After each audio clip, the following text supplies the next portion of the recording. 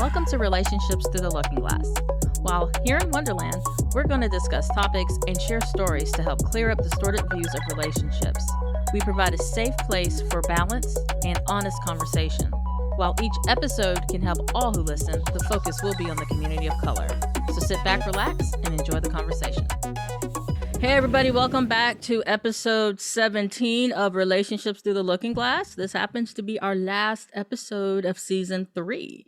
So we really saved the last one to be one for the books. I kind of like to save the last episodes in the season to be really intense. Tonight we're going to be talking about vulnerability in the Black male, which I know nothing about. So I will not be the lead in this conversation, but I'm all ears and very interested to see where this is going to go. We do have a special guest with us, Mr. Marquez Petty. Would you want to say hello to the peoples, Mr. Marquez? Hello to the people.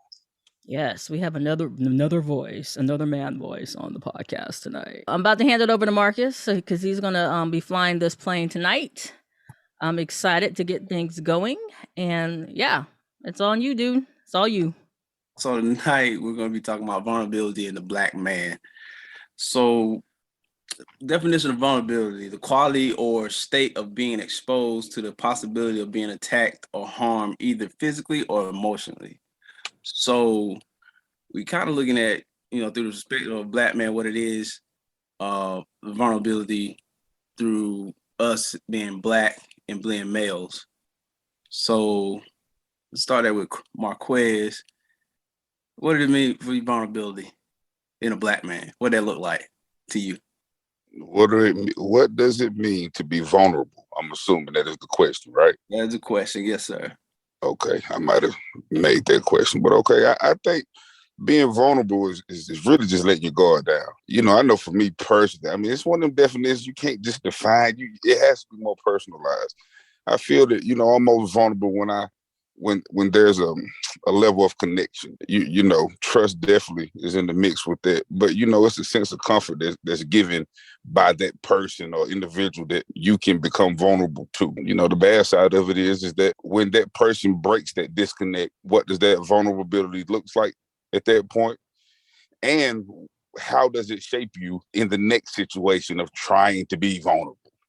Got you. So, Chris, what's that look like to you? For me, it's just being fully just open, just not holding back, not having any type of guards up, not having kind of walls up, just being able to let anything in or let anything out, just having those discussions. Mainly, I think it is having those discussions about how you feel and what your feelings are. So basically just letting your guard down, being open to or receptive to different types of, what's being given from the other person.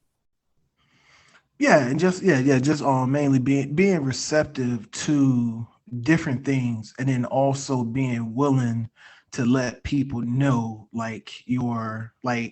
mainly what I think about it is just your feelings and how you feel. And I know, for us with males, we a lot of times we don't discuss how we feel. Gotcha. We kind of hold it in.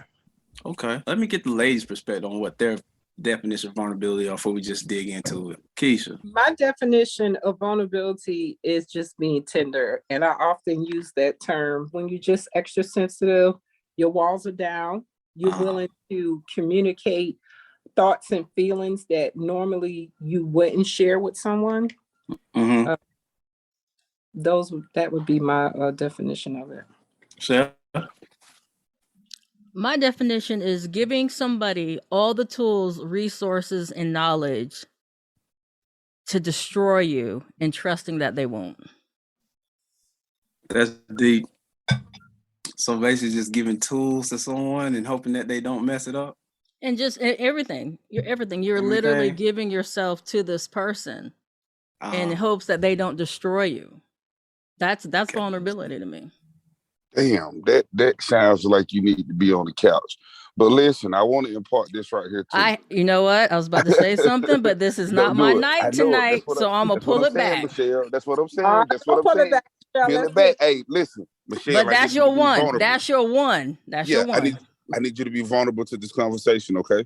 I'm here. Let's go. Let's go. And so what I was about to say is, I think there's different layers of vulnerability. For example, I told you I couldn't really define this with just, it has to be more personalized. So I can give you an example. So one time, my boys, I got a couple kids. I got a bunch of kids, and I love them all. I love, a couple of them a little more than I do the others, but I try to spread it out as equally as possible.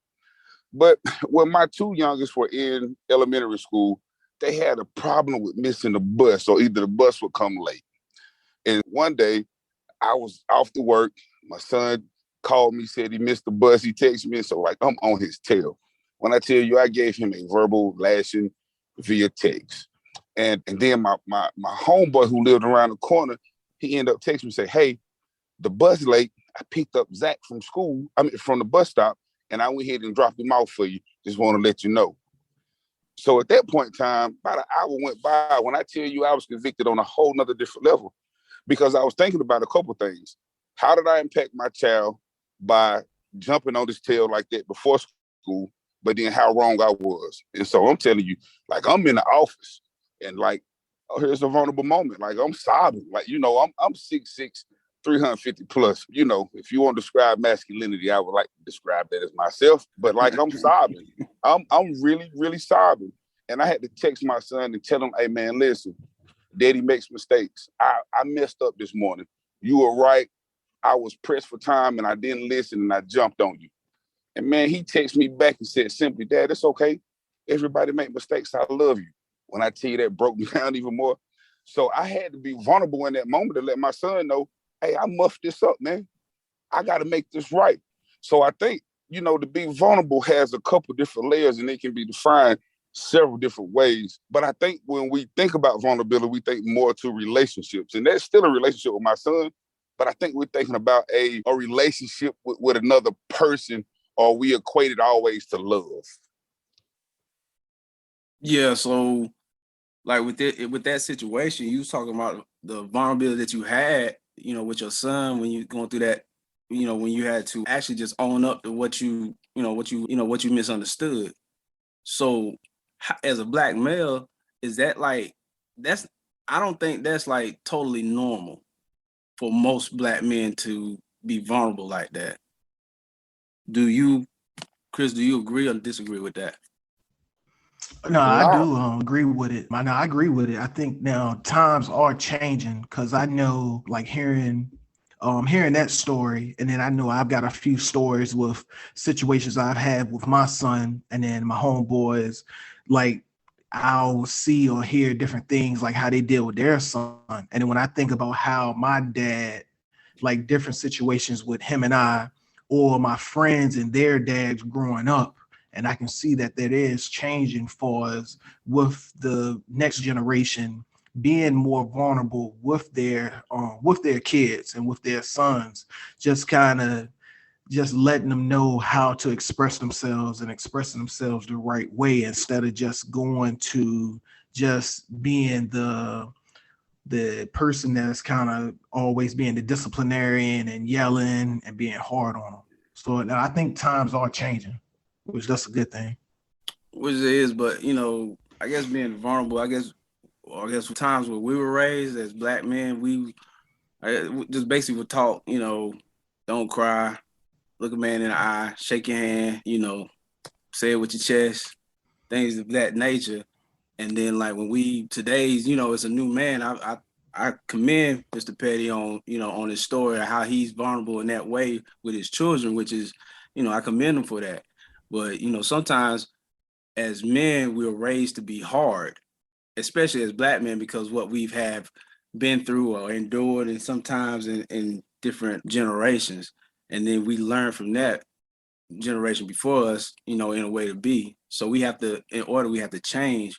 But as far as looking at being vulnerable within a relationship with other, whether it be with a female, another guy, or whoever, what may have you, how does that look? Is it hard for a Black man to be vulnerable in a relationship with a, starting off with a female or anything like that? Is that hard? It's open. Listen, I think that it all plays a part with each other. You know, the way that I addressed my son was not the way that my mama would have addressed me. You know, she would have made sure she cooked something to eat, and hey, that's just how it was. We didn't talk about it, that much more. So you think about how you have been environmentally shaped, and then you translate the upbringing to how you interact in relationships. Is there a sense of fight or flight when things go wrong? Are you open to, or are you, have to open up to someone? All those childhood experiences and everything. I think it still fuels the own look and how you potentially, treat a woman, or how vulnerable you can be to her. So my mom had me at a very young age, so I grew up with my grandmother and my mom. Of course, my grandmother a little old school. That's where I got that loving aspect from. But my mom, she was cutthroat. It was kind of black and white. It wasn't a lot of gray area in between, and so it has shaped how I look at relationships. For instance, I saw my mama be married to a man who didn't pay the mortgage, by herself. She split everything, and I seen my mama work hard, and I knew that when I had a wife, she wasn't gonna have to worry about that. I'm taking care of the mortgage. Now, you think about becoming married and you doing these things, what you think is right because of how you've been shaped, but then that woman violates you, or she's not pulling her end of the bargain. So it affects how I look at my relationship. Hey, I got to shut down. I think I'm doing, X, Y, Z, and it don't, and she's not reciprocating what I'm giving back. When communication may be, something that's hindering the relationship. So I think it all kind of connects. And I know I said a whole lot there, but I really do think that it's just one big mesh pool of upbringing and situations and relationships that you've not been in. You talk to a hurt woman, and they'll tell you how vulnerable they are. So you think they have a wall up, or would a black man have a wall up when it comes to a relationship, as far as like vulnerability or trying to allow someone to come in? I mean, because you said some valuable points about, your upbringing, how you were brought up by your grandma and your mom, and strictness was, your mom's is very strict, and your grandmother, she gave you that love, that grandma love, as far as like growing up and everything like that. I could say the opposite, because I was raised in a single home of 5 kids, and a mom, but I had uncles around me. What I'm saying? They taught me a lot of things. I had my granddad around me, but my granddad, all I can see of my granddad was arguing all the time with his counterpart.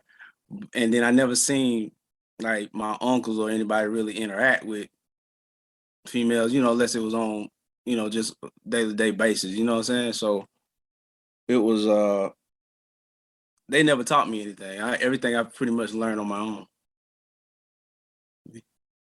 So vulnerability, I don't know as far as is it a give and take thing? Or is it like one person does something and then when you see it done, do you shut down or do you keep giving? Chris. I think it's more just having someone earn your trust and earn your credibility. So you don't want to, I know it's been a couple of times I can think of far as with a significant other, and I might express something to them, just being vulnerable and having a discussion with them. And then maybe down the road, couple weeks, couple months, it gets thrown back in my face. And I'm like, man, I told you that, like, kind of like expressing myself to you. And now you throwing it back in my face. Like, hey, it's almost as a weakness. But I think that happens a lot in a lot of relationships. And that's what causes guys to have I don't know. I mean, I guess you could call it a wall, but it's more so like almost like a safe where, hey, I'm just going to keep this in there and I'm going to protect this. And I'm not going to let anybody in here or not let it out to anybody. But holding that stuff in can have major long-term effects on an individual. And I can speak from that from experience. So when you say like from one relationship to the next, when she violated or whoever violated that vulnerability that you gave them, do you go into that next relationship with a wall up, or is it more of just staying, just being cautious, or you just don't let your guard down for no? No, I don't say I go into the next relationship with that wall up, but it's just all about that person earning the next person just earning that trust for me to be able to express myself or kind of let them know how I'm feeling. Gotcha. Mr. Petty, how does it look like on your end with the vulnerability going into a relationship to relationship? Oh man, listen. My current relationship and my own look, unfortunately, has been shaped from other relationships, and I know that's not fair. But it definitely provides the height for those walls that we build from those experiences, and especially when you you let your wall down only to be attacked by something that you've kind of relayed to somebody that you put trust in. So like I was feeling what Chris was saying. In terms of that, like. It's back to what I was saying earlier. When you break that disconnect, it's just hard, and then you got those people that can come back from it, and they got that kind of forgiving spirit. I'm trying to get there, I think previous too, I wasn't as hardened, but as you go through things in relationships and trying times in your life, you kind of go into survival mode, and we go into survival mode because it's, it's our comfort, it's where we're able to kind of thrive at, in an normal type way. So that survival mode, what's that survival mode? What describe that? Man, it just depends on, it could be, you married and, you bought them something and you don't feel like you reciprocated back the same way. You're not going to be as that, go all out as you did the first time. It could be something as simple as that. It can be, yeah. I got you. So that's kind of like, you giving them something, but they're not receiving it back. So how does that affect your vulnerability in that point? I mean, tremendously. I think that's why the book 5 Love Languages was made. Like, you got to kind of be in tune and create that level of correct connection with that person, so you can be vulnerable. But when the antennas are not, firing on all cylinders, man, that's just when things, people, situations come in and kind of eat away at your relationship with that person that you probably should be vulnerable with. Okay. I'm gonna see, Michelle, can you chime in a little bit to like, you've heard a little bit what's going on, what we're talking about. How do you receive that? Bum, bum, bum. How do I receive what's being said? Yes. I mean, okay, so I've been wide open today, so it's going to just continue on to this podcast. I hear and I appreciate the honesty, but then I also question or have questions about, I keep hearing talking about the pain and things that kind of mold you. Mm-hmm. But when is responsibility taken to say, I'm going to do things a different way to get a different result? So in the example would be, and no one's used this example, so no one is feeling called out.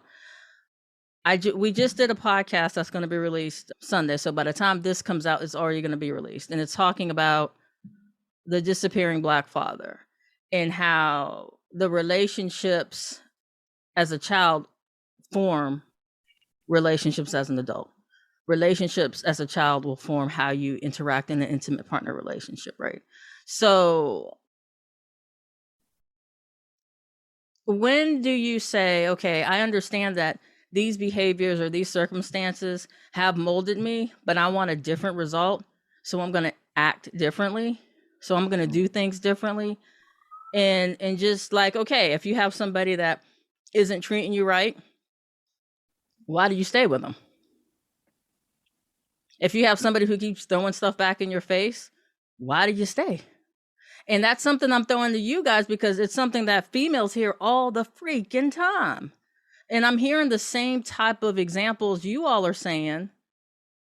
But why is it so easy for people to ask females, why do you stay if he's treating you like this? Why blah, blah, blah, blah. So the question would be, okay, if I'm being vulnerable to somebody and they're throwing crap back in my face over and over again, or they're not reciprocating what I'm doing, why do you stay there? Because if that's just going to continue to damage your ability to be vulnerable when that relationship does end, it's not going to be easy for you to step into that space again with somebody new. And now you're going to be dealing with behaviors that you might be the catalyst to creating, but causing that other person to pay for it. So basically, I see what you're saying. And like, you want us to answer that question as far as like, why do we stay and continue to take the, I would say, I won't say abuse, or kind of like abuse, emotional, physical, whatever it may be. Why does a man continue to stay? Sometimes, I mean, I can talk from experience. Maybe for me, it was like trying to start, I mean, make things go back to the way they once were. It was a constant struggle for a while in my head to try to rekindle things, try to make things work, try to do things just to make relationship work and get it back where it once was. And it was a constant struggle for me doing that year after year. And then it plays a toll on you, depression, insecurity, and things like that. So when you finally get the nerve up to walk away from it and going into something else, there's some vulnerability there, and you have a guard up. And it's kind of hard to let it go because you went through such a long time of trying to do the right thing, and it's hard to move on to move on in other things. Okay, question. And this is for all the men on the panel then. When do you know it's safe enough to be vulnerable when you're with somebody, when you meet a new person? When do you know it's safe enough? And this, I'm curious to see what all three of you say. I would say for me, is you just know. It's like a feeling that you have. It's a feeling that you have. And it's like when you know, like, hey, this is the one. This is the one that I feel I can open up to. This is the one that I feel like that I can just basically give my all to. I can't say it's like, hey, this is what it is, but it's like when you know, and it's like the light switch goes off and the spotlight goes on her and like, hey, this is the one. And it's like you just know you have that feeling where, hey, this is the one. At least I know that's how it is for me. Mr. Petty. For me, I guess it's like trial and error, what you allow to happen, what not to happen. And sometimes you could be your own worst enemy in situations. And I think sometimes you can either, I mean, some things, it will be there in front of you, but you don't know how to receive it. So you either, run from it or just, let it go. And because you are not ready for that. What do you think about that, Keisha? What do you think about what you just heard? So we heard Chris say, when you know, you know. And Marcus just said, when you're not ready, you just run. You just run away, or you just... Oh my God, Petty is back. Let's see what Petty has to say. I'm saying though, but Keisha, what do you think about what was said? And when people who are like, oh my gosh, she's so damn insensitive. I'm not laughing at the two gentlemen on the panel. I'm laughing at Keisha's facial expressions. What would you say? I don't know how many men who felt like, oh my gosh, I can just pour my heart out to you. You're easy to talk to. I can just be myself in talking to you. And then they still turn around and do some dumb stuff and break my heart. Something crazy happens. So, and I don't know if it's because, in my everyday life, I'm a therapist, and maybe that's who you feel so comfortable talking to me. But my concern is always when the previous person or previous women have hurt this guy and his walls is now up. He has a hard time showing his vulnerability to could be a decent woman for him. So now she has to pay for it. That's a concern for me. Like, how do men get past their level of hurt from being vulnerable to the wrong person? How do you prevent these walls for, I know your walls may be up in the beginning. I think everybody walls is up when you first meet someone, but how do you bring those walls down for someone that you really do trust after being vulnerable to a woman who took advantage of you? And I just will say, I know women who, when a man show their level of vulnerability, they see them as being softies. They talk crazy to them.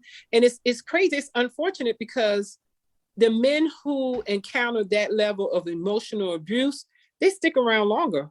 It seems like when you're more When kind, you treat them like garbage, they stick around. But when you're a decent, solid chick, I don't want that. We don't want that. That That's works too both easy. ways. Now listen, No, I'm sorry. no. That works Let me both interject. Now, ways. whoa. I'm sorry, Chris. Chris, can I take this? Because I don't Go want ahead. I don't want to sit in this panel and be the victim now. Because things happen both ways. But I think that for a man, it's kind of like we can cheat, but when we find out y'all ass cheat, it's different. Right, It's different. right. Now, Like y'all sticking your penis in a whole nother person. Okay, all right. But when we do it, it's a problem. When we get when it's on the other side, it's a problem. Listen, you're right. Listen, Michelle, I'm not gonna argue with you. If I was near you, I would bring you a cup of coffee. Like, you're right. But I'm just saying that I don't want us to come and appear to be victims here, okay? I don't want that to happen. But I'm just saying, for a man, the hurt is different. You know what I'm saying? I'm not saying it's right. And maybe I shouldn't be so insistent and say the hurt is different, because I'm pretty sure I'm like, let's unpackage that. Tell me how the hurt is different. I don't want to do that. I was going down a rabbit hole. I'm sorry. No, I like what you did there. I like what you did there. Yeah. I'm mushroom moment. I'll come back out of that. But I'm just saying, when you have went through some things with a woman, and I guess Keisha the one who described it and made it seem like, how do we get these broke men to realize that we're here for them? I think it's a lack of closure from your previous situation. Ooh, Keisha, what? I don't think she said that though. Yeah, I didn't say that. I thought you just said just now, how do you move on from a relationship when you took that kind of verbal and emotional abuse? That's what you said, right? Run the tape back. You said that. Oh, he talking. M.Perry, tag me in. I wasn't attacking a man. What I said, here's a brief recap, okay? What I was talking about was when a man feels comfortable sometimes in talking to women, they want to show their vulnerable side. Like, and I use myself for example. I've had several men to feel like, oh my gosh, I can talk to you. I can be myself. I can show my level of vulnerability.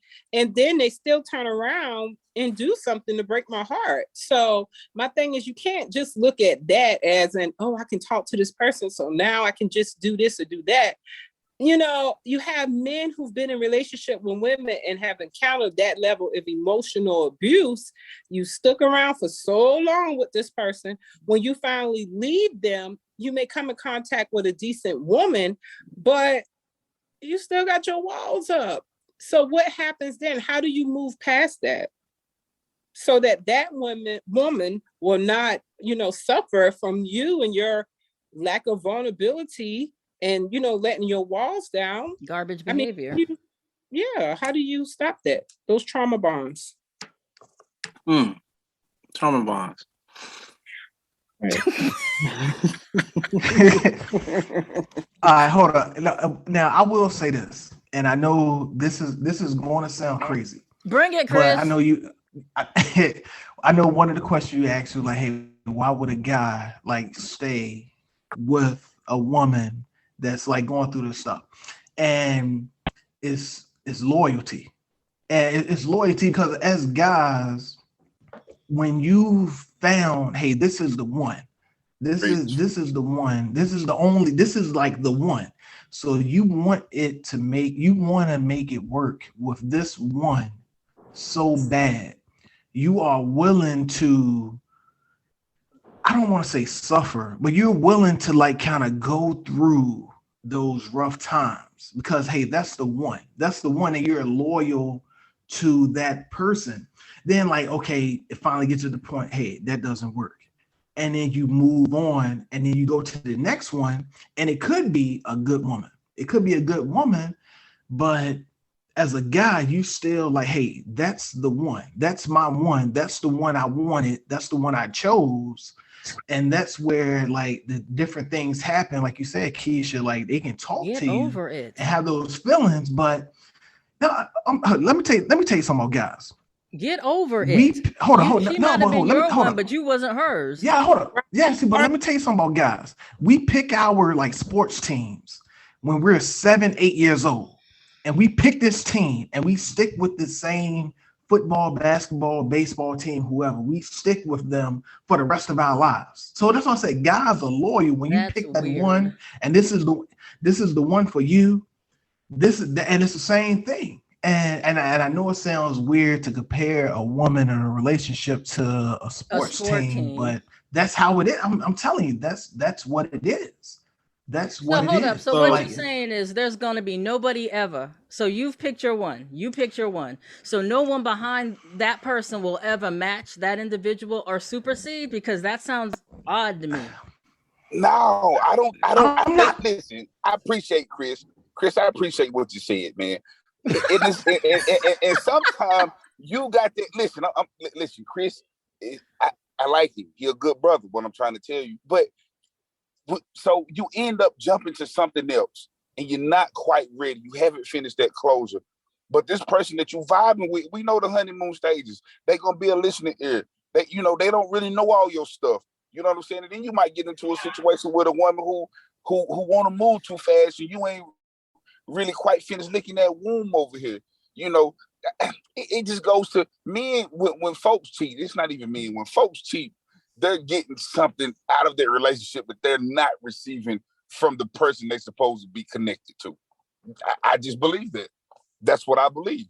And I think in that same type situation, we thought I was saying, I just think in that mode of vulnerability, you know, and going down that rabbit hole, that, you know, when you just came out of something, and that, you know, it's kind of like with bereavement. You know, you can't tell somebody how long they can bereave. That's really what it is. You know, until that person just realize, hey, she don't want me. Or he don't want me, or he don't treat me right, or he can only talk to me during the day and not at night, or vice versa. You know, you kind of start building up a level of callous, and it's like you waiting on what you already know to happen. Yeah, it affects other aspects of relationships in life.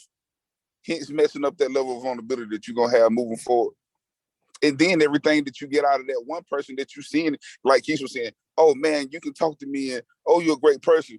But the whole time you wishing that was with the person that you really wanted, that you know, from the beginning, that you kind of initially let the walls down for. Like Chris was saying with the team. Is that why they sabotage it? Because it's not the woman that they really want it for. So then you're gonna self-sabotage it, and or then it just feels too real. It could feel too real. Then leave the you people come alone. out of a bad relationship. Then leave you the come people out of alone. a bad relationship. Then don't date when you're still hurting. Just don't. So how does a man know that he's healed and ready to move out of that vulnerability and be in that next relationship? How does that look? How does that look? No, brother moderator, I was gonna ask you that question. Can you tell us that? Can you give us a little insight? What you think about that? I don't know. I ain't got the answer to that either. I think I'll give you my opinion. My opinion is, like, when a man is ready and he's ready to let his guard down, be vulnerable to this next person that they feel that is genuine and authentic for them, and gives resources and things like that and tools to manifest. Man, listen, you ain't answer shit, man. Cut it out, man. You ain't answer nothing. You ain't answer nothing, man. I don't even know what you're talking about, brother moderator. I'm arguing with you tonight. I don't even But got listen, time to so argue, man. Go ahead with so let me ask. that. Listen. So let me ask this question right here: is it possible to come out of a situation and you're vulnerable to the wrong person, and you just got blinders and don't see it Possibility. because you're looking for something that you didn't have in that relationship? You always Previously look for too. something you didn't. You always look for something that you didn't have in another relationship. What you think, Chris? Yeah, I'm about to say, I mean, anytime, I know we've brought up cheating a couple times, and a lot of times when cheating occurs, it may be something that you are missing that that person can give you. Like you can have your partner giving you, let's say 95%, but that 5% that it Then may leave be the very person important to you. You alone. go Why get it to cheat? somebody else. No, Why because cheat, you're not gonna Chris? leave somebody Why? for the 5%. Why That's not? 5%. But that's You garbage. can just That's go get the selfish. 5% on the Hold up, side. hold up, hold up. That's selfish. That's selfish because to the other person, you might be their 95%. That's freaking selfish. They my And that's all I 95% gotta say. And too. that's all I gotta say. That's some They selfish my ass shit. 95% too. I know. I mean, and it is selfish. It is selfish. Fireworks. I Sorry. mean, yeah, no. No, I mean, I guess my question, yeah. What's the question, Keisha? question would be, what are you hoping to accomplish when you already know that you're not over that person, but you feel you can be vulnerable and share your heart to them, but it's for nothing? Is it because you just need someone to lick your wounds and help pat you up to go back off into the world and meet somebody else? Preach. You're just trying to No, understand. that Even in as a woman who dealt with men in that arena, it's like I almost feel like, okay, I'm patching you back up for the next person. Because what you're feeling when dealing with me, you really want that from the person who's your one, but your one don't want you. Say it louder for the people in the back. Damn, Keisha, you're right. I can't even argue with you, Keisha, to be honest with you. It hurts. I mean, can't. And it is selfish. It is selfish. It is Thank selfish. you.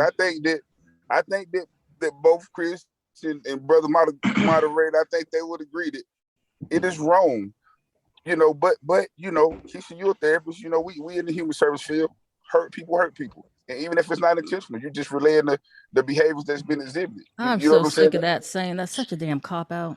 Wow, it's the okay, truth so though. Hurt it people need to It's the sit there. truth though, Okay, Michelle. but there has to be some No, level but of her- responsibility and maturity. If I know I'm not I ready mean- to be with somebody, I'm not gonna be with you. I'm not gonna do it. It comes with time though. Like it comes with time. Like when you're Maturity. hurting, That's what I said. like, maturity.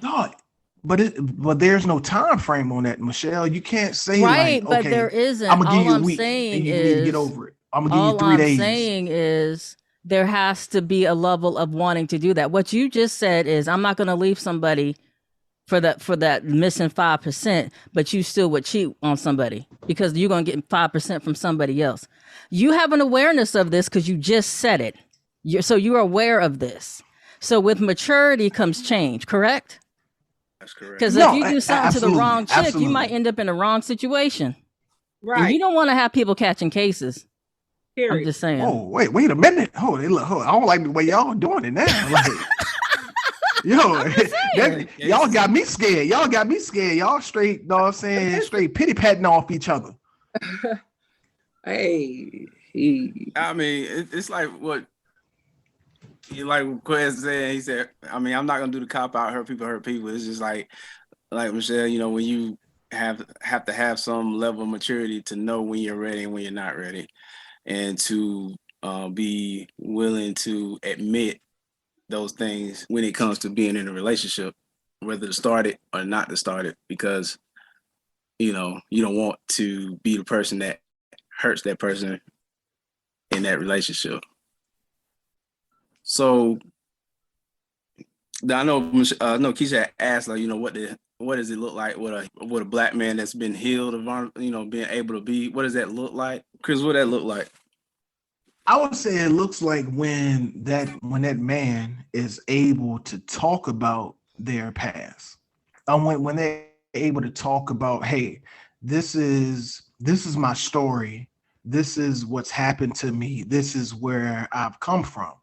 And once you can kind of discuss that, and once you're discussing it, you're actually coming to understand and coming to just accept, hey, this is who I was and this is what I did.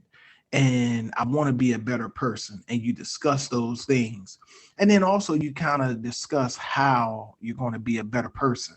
And once that has happened, you can tell that, all right, he's turned a leaf. He's turned over a new leaf. He's a new person. He's not that same person. There's different conversations that's been had. So basically showing words and action, right? Yeah. Actually, like I said, you speak on it, and then not only speaking on it, you're following through with it in the actions. Okay, from a female perspective, how would you say a guy that you think your ideal guy that you're talking to, or how would you feel that they're healed, or what would that look like in your perspective? I'll let you take that, Keisha, because obviously I don't know. You took my word, because I was just thinking, like, it's very obvious. I don't know. When I think I came across it with a guy, or I really don't know, and that's sad. But I don't. I think it's more important for that guy to know when he's at a level of healing, to know it before he starts to pursue women, or let them know up front. Listen, I'm not looking for nothing serious. Just trying to have a good time. I'm not over XYZ. I think a woman, I know I would respect that a whole lot more than someone who's putting on as if they're ready to pushing a false narrative. Yeah, so be honest in the beginning. So I have a question about honesty. But would we even get to the point of me being able to open up to you and you open up to me if I was totally honest? Can you honestly say, especially, what's the end game, Petty? What's the end game? If the end game is just to smash, say that. If the end game is to be friends, say that. If the end game, what do you want? If you don't know what you want, then we can't have that conversation. Well, listen, that's what I was about to say before you jumped on me. I was going to just say, I bring the smoke. Let's do it. I was simply saying, hey, listen, if we're honest and we tell you that, will we get the second base? Second base don't mean we trying to smash, but will we get an open level of conversation to where you're going to be open to even, you letting your wall down to talk to me? Is it letting your wall down, to be honest, though? Being honest is being authentic. No. All right, so both of you guys, you want a husband, right? I'm assuming. So if you want a husband, and so the guys who just come up to you and he honest and he says, hey, listen, I just came out of a relationship. I want to find love. I really don't know how to find love. I don't know what love feels like no more. But I'm looking to have a conversation, good time, and maybe I do want to smash. What you gonna say to this Negro? But like, dude, if you look smashable, we can do that. But that's the thing, like, because I'm a very straight up chick. I'm gonna ask you, what do you want? And if it's to smash and you smashable and you ain't got no diseases and we can do that, we can make that happen if that's where I'm at. If it's to whatever, like, I'm gonna ask you straight up, what is it that you want? Because I don't freaking waste time. I hate wasting time. So when you come at me and you don't come with an authentic statement, if you don't come knowing what you want, you're wasting my time. So yeah, I would definitely respect somebody saying, you know what, I'm just here to, what is it, Chris? I'm here for a short time, not a long time. And then if you're gonna say it, if you're gonna say it right. You're here for a good time, not a long time. And I'm saying, and then let the person make their decision. You don't do it for them. Right. I totally agree. I've met guys and have friends now to this day who are not, ready, but we can be friends. And in my head, I know hey, this just kicking it cool. I don't put myself in situations where I have to question if, hey, what you gonna do, Keisha? Are you gonna do this or not? So I safeguard, and I think that's the best way to do. Now, there are women out there, even when they straight up and say, hey, I'm not ready, whatever, they still open up themselves to them. That's the woman's fault. But I do respect a man who tell the truth. Let me make that decision. All right, determine hey, I want to add a disclaimer. I wanted to add a disclaimer here, and because a lot of guys don't understand this.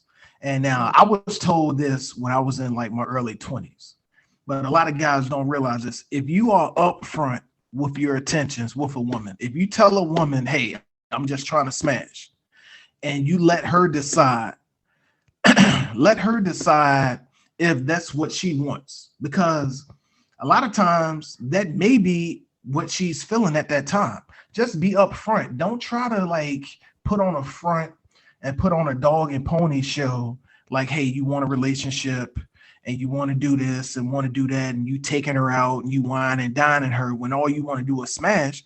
Just tell her straight up that you want to smash, and you would be surprised how many times if you tell a chick you just trying to smash, she's just trying to smash too, and now there's no misunderstanding because the two of you told them what you wanted, and they know what you want, and they want the same thing, and then okay, y'all can just go at it with that. Or they can leave your ass alone.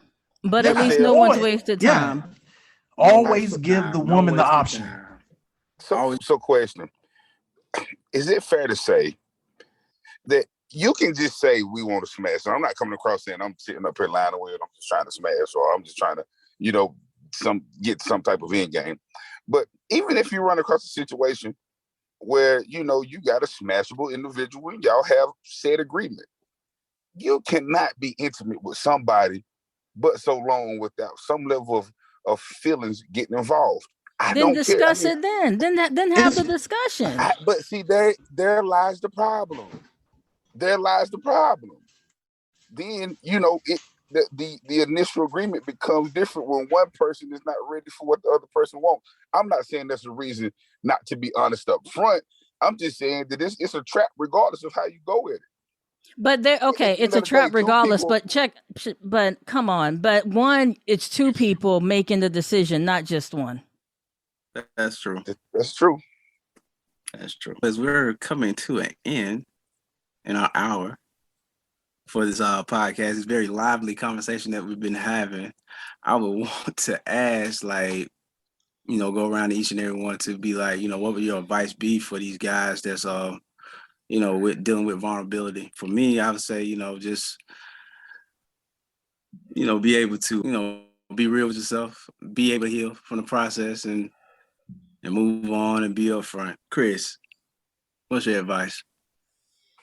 I mean, my advice would be just be willing to just talk openly about how you feel, no matter the situation. Just be comfortable talking about who you are, what you feel. Just being comfortable doing that. And then, some people may take it, use it against you, but the more you talk about how you feel, you become more comfortable with who you are, and then it becomes a lot easier to do. Gotcha. Petty? Michelle? I would say your character, at the end of the day, that's all you got. Gotcha. And I'm not somebody who is going to tell people okay, this is what you should do, A, B, X, Y, Z. But I will say that honesty and being who you are up front, to me, is just always the way to go. That's going to prevent misunderstandings. That's going to prevent time wasted. That's going to prevent hurt feelings. And you can walk away from the situation knowing, you know what? This is who I was. They weren't ready for it. They didn't want it. They didn't like it. But I'm cool with that. But I know that takes being comfortable in your own skin and this, that, and the other. But at the end of the day, that's really what matters, because the relationship you have with yourself, as we all know, is the one that's going to last the longest. So if you are downgrading yourself, or if you are doing things that are going to have an impact on your integrity, don't do it. I don't know what more I can add on other than what's being said, other than take the time to heal. Just be straight up in the beginning when meeting someone else, when coming from a place of hurt, in terms of healing. But as far as vulnerability, you do have to be careful with who you allow yourself to be vulnerable with. So if that person is showing themselves to be trustworthy and you feel comfortable, I think it may even be just a tip, instead of just opening all the way up, just gradually open up. I think that's just the way to go when it comes down to vulnerability. Okay. There you have it. I think we scared Petty off. No, I was waiting. I mean, he said my name, but then he said Michelle right after. I didn't get Yeah, he really did. He didn't give you no space. I didn't give me no space. It's a I call. mean, I was sipping my drink and was finna respond, you know. But I think we as people, because it's not a men issue. I think we as people, we got to learn how to be alone. We have to learn how to look inwardly and look at that person in the mirror and like that person. I think you got to learn how to build yourself up so you can be confident, to be honest up front, to say this makes me feel uncomfortable, this makes me feel comfortable. I just think you got to kind of relearn yourself. All right, that's it. And I believe that's it. All right, let me do my song and dance. So yeah, you know where to find us. We are going on our little mid-season break between seasons, so you can always catch us on our older episodes. We have a good amount. You can check us out on our website, www.thelookingglass.fans. And if you just can't get you're going to miss me and want to hear my voice, I'm on 2 other podcasts, Marlo and Mimi, and There's No Way I Signed Up for This. So those will still be going on as we are in our break if you just want to connect that way. But other than that, we will be re-releasing some of our downloaded episodes throughout the break. And we have some new stuff coming up as we go into season 4. So you guys just get ready, get prepared. And as always, thank you. If you've gotten this far, let us know. Leave us some comments, share, subscribe, do all the things. But as always, you guys take care, stay safe, be well. I get dressed in the morning, I'm triggered. I take a shower, I'm triggered. I get in the car, I'm triggered.